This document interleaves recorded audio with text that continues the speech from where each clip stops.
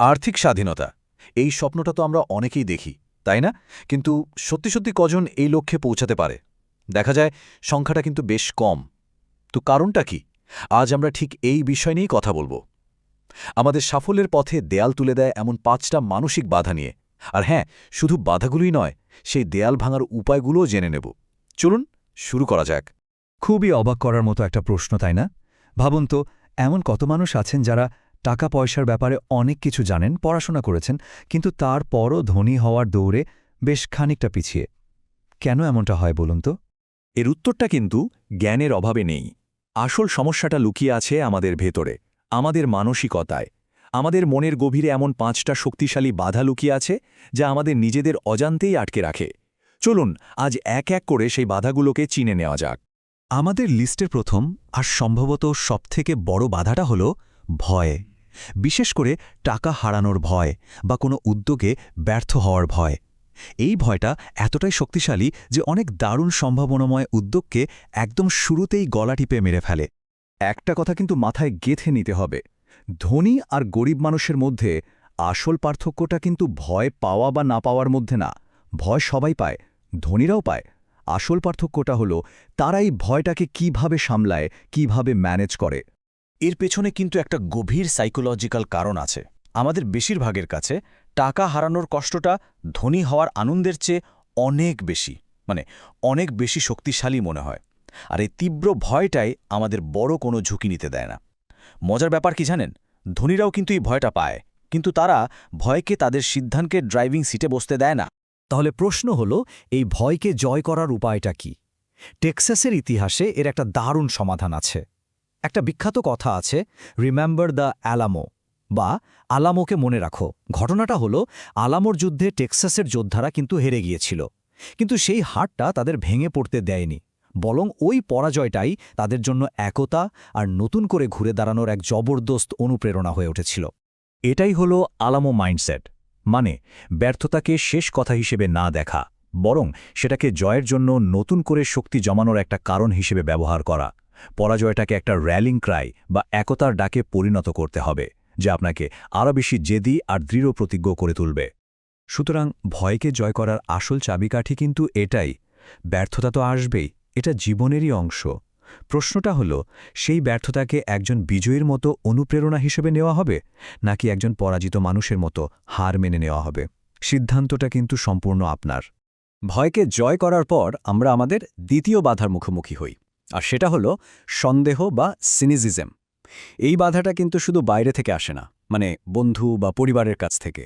এটা আমাদের নিজেদের ভেতর থেকেও আসতে পারে, যা আমাদের প্রত্যেকটা পদক্ষেপে প্রশ্ন তুলে দেয়। আমাদের চারপাশে এমন চিকেন লিটল টাইপের মানুষ কিন্তু প্রায়ই দেখা যায়, তাই না? ওই যে যারা সবসময় বলে, আরে আকাশ ভেঙে পড়ছে। এরা আসলে কোনো কিছুর মধ্যে সুযোগ না দেখে শুধু বিপদটাই দেখতে পায়, আর তাদের এই নেগেটিভ কথাবার্তা দিয়ে অন্যদেরও পিছিয়ে দেয়। তো এই সন্দেহকে পার করার মূল মন্ত্র হলো মাইন্ডসেটটা বদলে ফেলা। একটা কথা মনে রাখতে হবে, সন্দেহপ্রবণ বা সিনিকরা শুধু সমালোচনা করে, আর বিজয়ীরা করে বিশ্লেষণ। দেখুন, সমালোচনা করা কিন্তু খুব সহজ, কিন্তু কোনো কিছুর গভীরে গিয়ে অ্যানালিসিস করার জন্য কিন্তু সত্যিকারের সাহস আর দূরদৃষ্টি লাগে। সমালোচক আর বিজয়ীর চিন্তাভাবনার পার্থক্যটা কিন্তু আকাশ পাতাল। ধরুন, একটা পুরনো বাড়ি কেনার কথা হচ্ছে। একজন সমালোচক কি বলবে? ধুর, এই ভাঙা টয়লেটকে সারাবে। অন্যদিকে একজন বিজয়ী কি প্রশ্ন করবে?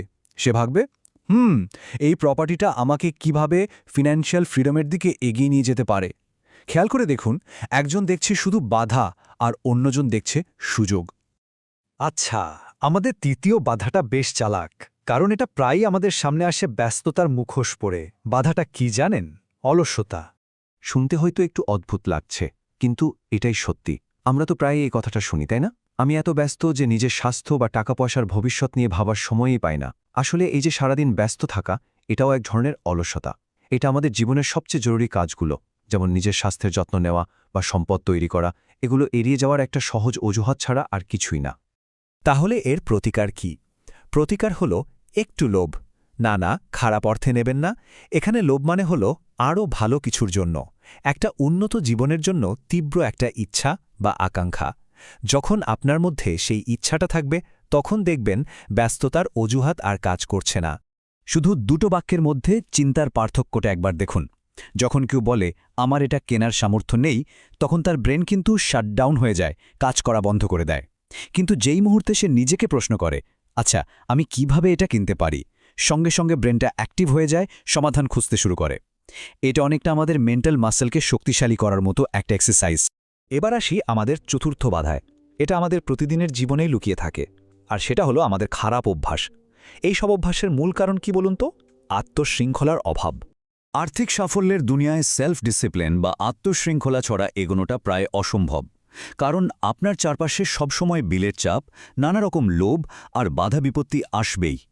একমাত্র আপনার ভেতরের শক্তি আর শৃঙ্খলা থাকলেই আপনি নিজের আর্থিক লক্ষ্যের দিকে সোজা হেঁটে যেতে পারবেন। এর সমাধান হিসেবে একটা নিয়ম আছে। নিয়মটা প্রথমে একটু অদ্ভুত লাগতে পারে, কিন্তু এটা দারুণ কাজের।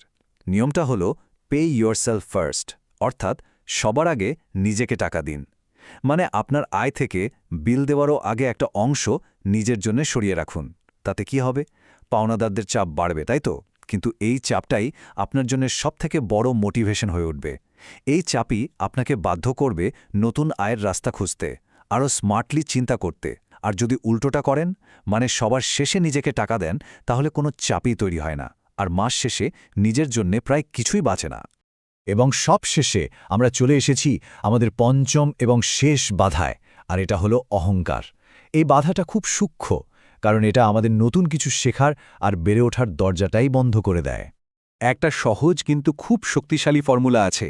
অহংকার প্লাস বুদ্ধিমত্তা ইকুয়ালস টু অজ্ঞতা। কারণটা খুব সিম্পল। যখনই আপনার মনে হবে যে আপনি সবকিছু জেনে গেছেন, ঠিক সেই মুহূর্তেই আপনার শেখার দরজাটা বন্ধ হয়ে গেল। আসলে অহংকার হলো নিজের অজ্ঞতাকে ঢাকার একটা মুখোশ ছাড়া তার কিছুই না। এর সমাধানটা কিন্তু খুবই সহজ, কিন্তু অনেক গভীর। কথা বলার থেকে শোনাটা অনেক বেশি জরুরি। একটা কথা তো আছেই, সৃষ্টিকর্তা আমাদের দুটো কান আর একটা মুখ দিয়েছেন। সম্ভবত এই কারণেই আসল সমাধান হলো বিনয়ী হওয়া। নিজের পুরনো ধারণাগুলো আঁকড়ে ধরে না থেকে নতুন কিছু শোনার জন্য, শেখার জন্য মনটাকে সবসময় খোলা রাখা। তাহলে চলুন আর্থিক স্বাধীনতার জন্য আমাদের আজকের টুলকিটটা এক ঝালকে দেখে নিই। ১. ব্যর্থতাকে দেখুন অনুপ্রেরণা হিসেবে, আলামোর মতো করে। ২. সমালোচনা নয়, বিশ্লেষণ করুন। ৩. আমার সামর্থ্য নেই এটা না বলে নিজেকে প্রশ্ন করুন কিভাবে সামর্থ্য তৈরি করা যায়। ৪. আগে নিজেকে টাকা দিন, এই অভ্যাসটা গড়ে তুলুন। আর ৫. অহংকারী নয়, সবসময় নতুন কিছু জানার জন্য কৌতূহলী থাকুন। মনে রাখবেন, আপনার আর্থিক স্বাধীনতার চাবিটা কিন্তু অন্য কারো হাতে নেই, এটা আপনার নিজের হাতেই। এখন শুধু নিজেকে প্রশ্ন করার পালা, এই ৫টা বাধার মধ্যে কোনটা ভাঙার জন্য আপনি আজই প্রথম পদক্ষেপটা নিতে চলেছেন।